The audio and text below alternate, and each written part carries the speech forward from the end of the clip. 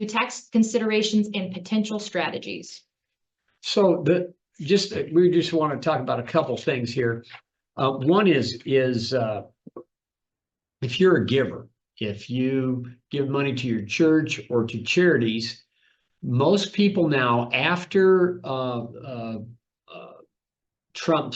President Trump's overhaul of the tax code back in, I think, 2019, most people don't get to itemize anymore. He increased the standard deduction so much that for most people, they're better off just taking the standard deduction, which is great because they don't have to fill out as many forms as calculate as much for taxes. However, if you're in that boat and you're not itemizing, but yet you're giving to your church or to charities, there's a way that you can still you get the same thing as the deduction on your taxes by you can give money. If you give money to a charity or to a church directly from your IRA, you don't have to pay any taxes on it, which is the same as getting an income tax deduction. That's one thing.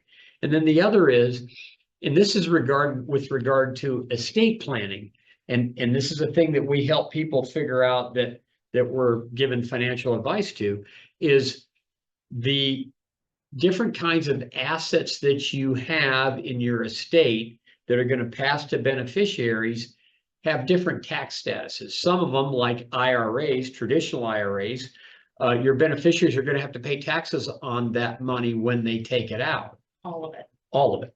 Every single cotton picking bit of it. Other things like Roth IRAs, they don't have to pay any tax on that. If they have what are called capital assets, which would be stuff not in IRAs, but stocks or mutual funds of stocks or ETFs, whatever, in a brokerage account, or if you have a piece of real estate that you have a gain on, when you pass away, your beneficiaries, they get what's called a step up in basis. So if you bought this piece of real estate at, say, $20,000, and now it's worth $80,000 or $100,000, you have $80,000 of unrealized capital gain that if you sold it, you'd have to pay taxes on that gain. But if you die and still own that piece of real estate, your beneficiaries, when they inherit it, they don't have a cost basis of $20,000. Their cost basis is stepped up to the value on the date of your death.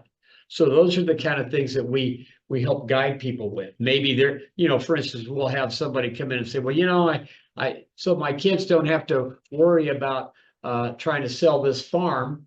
I'm going to sell this farm now so they don't have to worry about it. Well, if you sell it now, your kids are going to end up getting less money because you're going to have to pay capital gains taxes on it, and they wouldn't if they inherited it as it was. So those are just it's sort of related to retirement income planning, but well, it kind of goes with the order of what accounts to prioritize when you're making withdrawals from your retirement income too, because those types of accounts that have advantages, if you die and they still have value for leaving to your kids, those are the last ones that you should take money out of in most situations.